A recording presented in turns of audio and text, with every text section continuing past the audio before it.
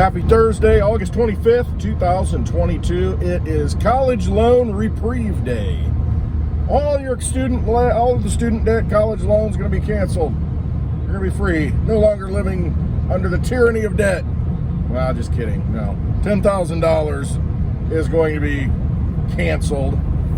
And then it's different. I mean, well, first of all, you have to be making under $125,000 a year. And so if you're successful and you make a lot of money, then, you don't deserve it. You don't deserve any benefits because, you've done well in life. You don't get rewarded. Instead, you get punished. It's just like a house. Buy a house, you fix it up, you make it look nice, keep the yard up, nicest house on the street. You're going to get a higher tax bill because that house is worth more. Now, if you just let it fall apart, let it just get trashed, well, then you don't get taxed as much because, it's not as nice. So in America, you get taxed for doing well. That's your reward. I mean, you got to pay your fair share.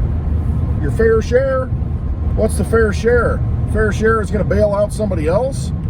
Now, first of all, student debt, I think it's a big problem to begin with. There are a lot of people out there who say, well, you signed on for it. You're stuck with it. You know what, though? In a lot of cases, you got 18-year-olds making decisions that are going to affect the rest of their lives. And they don't understand the consequences because their high school years didn't prepare them and teach them about what money is and what the monetary system in the United States is really comprised of. They didn't teach them that it's really a vampire system. It's really just all debt-based, and to continue it, you need more debt. And you're just going to happen to be that person that helps kick the system along by taking out more debt. And, the college loan, which is amazing, you've got interest attached to it. Of course you have interest attached to it. What was I thinking? Just pay back the principal? Nah, even though the government is the biggest underwriter of these loans. Okay. So you've got people taking out $100,000, $200,000 in debt sometimes. I mean, I've got my oldest daughter's a senior this year, and we're looking at colleges. Now, that's a whole philosophical thing on my part. I have a 4-year degree. I got in 3.5 years. So I've got a bachelor's degree. So, I mean, I had a good experience. I went to a good college. I never had to fill in the dot test. Everything was essay, and you had to explain yourself. Liberal arts college, real liberal, the real word, not the word it's become. I had a great education. Didn't stay on campus and didn't have any debt when I came out. So that's a different situation. Now, when you can't pay for it, then you're taking out all this debt. Most people don't understand the ramifications of that. See, when you're strapped with $100,000 in debt plus interest, and your whole life is basically, you've enslaved yourself to pay this back. And then if you want to go get a house, you sign on for another 30 years. And pretty soon you're in this debt system to where it's like, I'm just working to pay these freaking bills. I should have just gotten out of high school and learned a trade. I should have learned how to be a plumber or an electrician or work on air conditioners, refrigerators, or just do something I like to do because I don't have any debt, any encumbrances, that the world is my oyster. I can go out and clam about, and you don't have that debt holding you back. And a lot of people, they stay in jobs they don't like, they're miserable. It's like, well, I can't give up the money, and then they retire and die. I've seen that many times. Didn't live. Well, when I retire, I'm going to go travel. I want to do things when I retire. I'll be set then. Oh, this is big fat retirement. It's getting imploded through inflation. That they'll just pass a law that says, well, you know what, you're going to have to wait till 75 before you can take half of it out. I mean, they can change the rules anytime they want. Vampire Casino, remember, that's what we're in. They'll just make the rules different. Change it. We don't like what you're doing. Change it. So anyway, the whole debt reprieve that was talked about yesterday by former Vice President Joe Biden, he was saying that $10,000 get knocked off your student loan if you make under $125,000. It has something to do with the Pell Grant. I think if you have the Pell Grant, it's maybe $20,000 off the loan, or maybe it's vice versa. If you don't have the Pell Grant, it's $20,000. I don't know. I don't get into the weeds on it.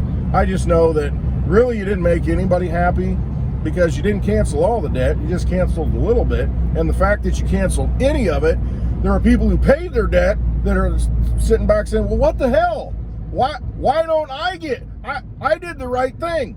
Why don't I get a reprieve?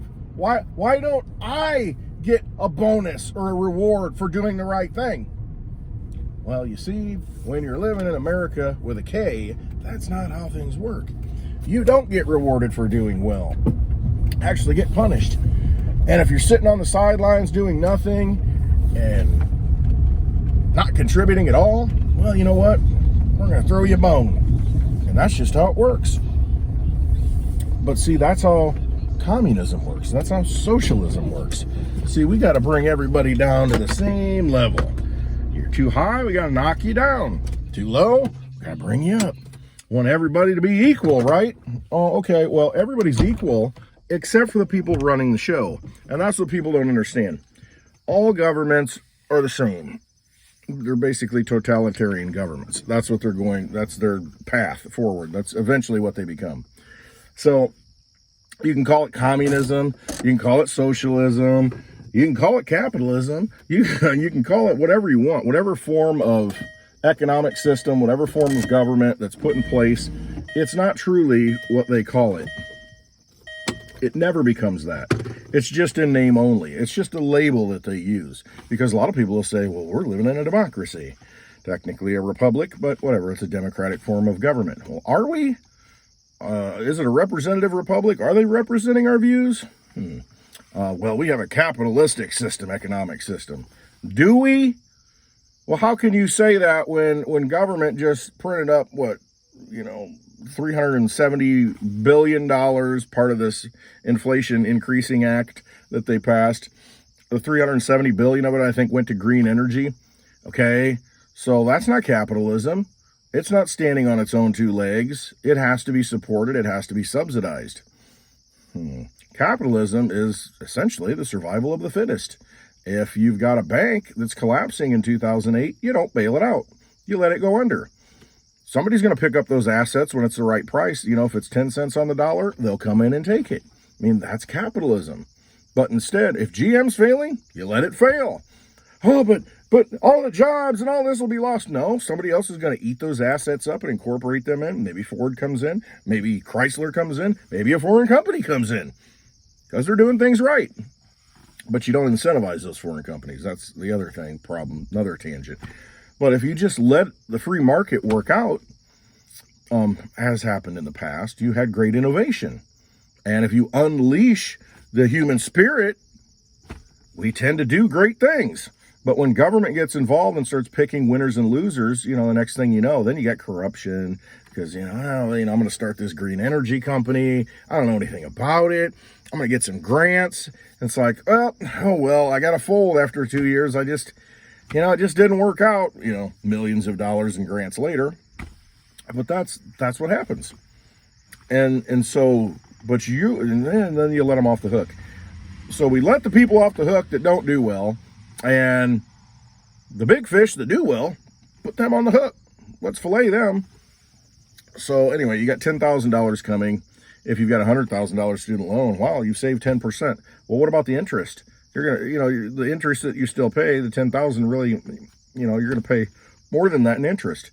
My buddy Mitch put a tweet out and said, why can't we just cancel the interest on the debt instead of, just a measly $10,000?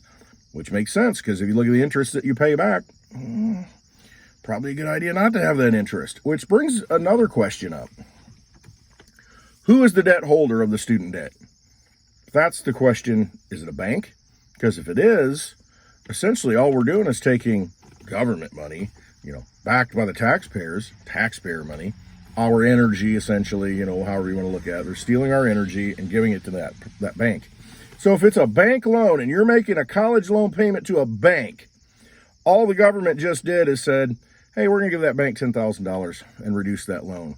And we're paying for it. Or at least it's on our books. We're paying for it through inflation. So that's a question I'd like to know. And if the government is the backer, or if the holder of that note, then they can cancel it just like that, right? Just say, we don't need the money back. But that's probably not the case. Some bank is probably going to benefit. Just another banking bailout, in the name of helping people out. I mean, just make it a debt jubilee and just cancel all the debts at this point. I mean, you're so far into this corrupt economic system. You almost need to do that to where it's like, you just cancel the debts and go to zero. You start over. Because that's what they're doing anyway. They're already picking winners and losers. Because if you have a debt jubilee where you cancel everything, the people that have loaned the money are like, why are you going to get my money back? What the frick? But the people who have taken the loans, they're going to benefit and say, well, shoot, I got to pay this back. Kind of what you're doing now, though. People with the, that are doing well, that have the ability to give the loans out, they're going to get punished. At some point, you just have an economic reset. Not that I'm for that at all. That's why I'm a proponent of sound money. Maybe we can grow ourselves out of this. Maybe we can, like that tree that's rotten, it's still got a good root system. Maybe we can, spring up out of that root as a little tree, and grow and use that existing root system without, leaning on that tree anymore, because it's bad. It's going to fall over. It's not good. Maybe we can transition out of that old system, out of that old tree, into a new tree and grow up using some of the remnants, the root system of that system. But, that's why I'm like, hey, let's get silver in your possession, get Litecoin, in your possession, Bitcoin, DigiByte, whatever, get sound cryptos in your possession and hold them, because those are things that you can use. When the economic system crashes and resets and dies, those things are on their own anyway, and you can use those. So that you're not caught up in a new vampire system. So hopefully we can transition out of that and change it and pull enough people along. But if we can't, we just have a great reset. Everything goes dumps and, everything goes to zero. See, that's the problem. If everything would go to zero and we're level playing field, and it's like, okay, well, I loaned out money and I'm not going to get it back. Well, but I did take out loans over here and I don't have to pay them back. And you just reset the whole thing and start over. Can't say I'm against that if it happens to everybody. So all the banks, you're done, zeroed out. You're not getting your money. Government, debt cleared, whatever. All governments, debt cleared. We're starting over. You either have productive capabilities and you are useful, or, you're not. You want to go true capitalistic? You want to go true just survival of the fittest? That's kind of the way it is. You either got resources or you don't, or you make deals with people who do. And you're going to need a sound money to do that, because nobody's going to trust each other anymore. I don't know, one way or the other, we're headed to a scenario to where we're going to have to make some decisions. We're going to have to be prepared for it. And to me, it's Litecoin and silver. I mean, those are two things. And of course, like I always say, make sure you get food. Make sure you got water. Make sure you got some gasoline if you need it. The things that you're going to need, just set them aside, have them. Because the government's not going to come and say, oh, here's a barrel of gasoline. You're going to need that for the next month. I mean, this is all on paper. It's just shuffling things around and moving things around on a ledger at this point. We've got an Inflation Reduction Act, which actually increases inflation because you created new money. Now we're forgiving partial student loans. Well, what's that do? Who's paying that? That's inflationary, isn't it? Or is it? You're creating money to pay it back, aren't you? Where's that money come from? Is it coming out of a budget, or is it just being created? Anymore, no one knows, because it's completely unaccountable. And this is what happens at the end of an economic system. Like Ukraine's getting how many more billion just the other day? Every week there's more billions going to Ukraine, and it's just, what is happening? What is going on over there? Where is all this money? The money that they spend in Ukraine, what was it? I think it was like $4.5 billion just announced. Oh, I need to give them $4.5 billion this week. Yeah, I got to pay them off. $4.5 billion buys all the Litecoin in the world. All of it at the current price. Now, I'm not selling it at that price, but theoretically, on paper, the market capitalization's under $4.5 billion. If you had $4.5 billion, you should be able to buy it all, right? I mean, that's the kind of money that's just thrown around on a weekly basis. And yet you have something that's been created for 11 years running for 11 years as of October 13th. All that work, all that energy, all those resources to create that, and this is the value it's given. I mean, take Bitcoin. What is the market cap of that? I don't even know. The whole total crypto market's like $1 trillion. All the cryptos that exist, thousands of them, including Bitcoin and Ethereum and Litecoin and Bitcoin Cash, all of them, $1 trillion. The government, $1 trillion, that's nothing. They print the money up and buy it all. Again, wouldn't happen because it's just on paper price. People aren't going to sell at that price, It's just the price is just the last one that sold, that's the price. Doesn't mean all of them are going to sell for that. But, I mean, you think of the numbers and it should start to make sense that why is crypto so undervalued? $1 trillion, that's it. $4.5 billion, that's all it takes to buy the Litecoin? Crazy.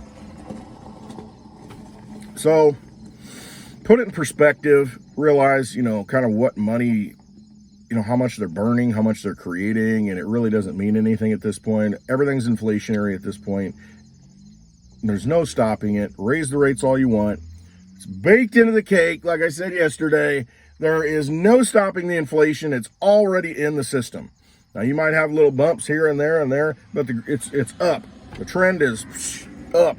Has to be. Because if you don't create more money in this Ponzi scheme system, which it is, do your research on it, how it works, learn about the Federal Reserve. It's just debt-based.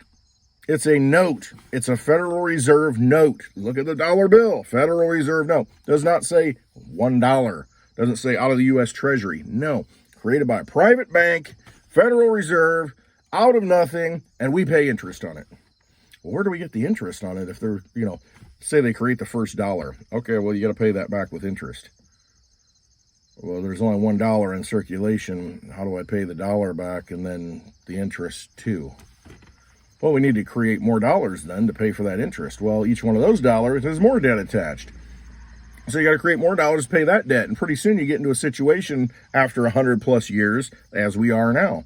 You just have to keep creating more and more and more to keep it going. Because of the debt attached to it. Because the interest attached to it. There's no way around it. That's what has to happen. That's the way it's built. It's a Ponzi scheme. You just need more and more coming in. And then once in a while, you got to have a crash to kind of purge it a little bit. Bankruptcies, banks going under. You kind of have to do that to reset it a little bit because it's getting way out of line and we just can't print enough money to do it. And it's just like, okay, we got to clear this out a little bit. You got too much garbage in the system. And then that happens. And then they keep on going again. They stimulate. And it's feeling good. Yeah, we got more money flowing. Oh, prices are going up. My house is going up in value. I'm rich. Now I can take out a second mortgage and buy a bunch of shit I don't need. I got to watch my language. Sorry, got a little fired up there. But it's true. Absolutely true. All right. Enough of that. So, if you're getting $10,000 in your student loan, hopefully it helps. Hope it helps. All right. Trust yourself in this economic situation, where we're going, this how we're navigating from, one economic system to the other. And we've got to cross that chasm. So, one foot's over here, one foot's over there, and it's like, we're trying to get to the digital age, and just try and protect yourself as best you can. Realize that it's a rigged game. Realize they're not looking out for you. Realize that it is a vampire casino, and if you're playing in it with their chips, you're going to lose. That's just how it works. Find a different form of money. Find different ways to store your energy. Look into Litecoin. Silver. Not a bad thing to hold either. And if you like gold, you like Bitcoin, cool. You like DigiByte, cool. But get those types of assets, and real assets that you can hold and use. If you got a little food that you can set by, it's good for a year, in a can, whatever. You're going to start canning, your vegetables and fruits, do that. Whatever it is, do whatever you can. Learn a new skill to kind of put yourself in a situation where these vampires can't take your energy. Try not to give it to them. That's how you lose. Don't let them win. All right. Love you all. Just trust your gut. That's all you got to do. Trust your instincts and go with it. Hope you have a wonderful Thursday. Thanks for watching.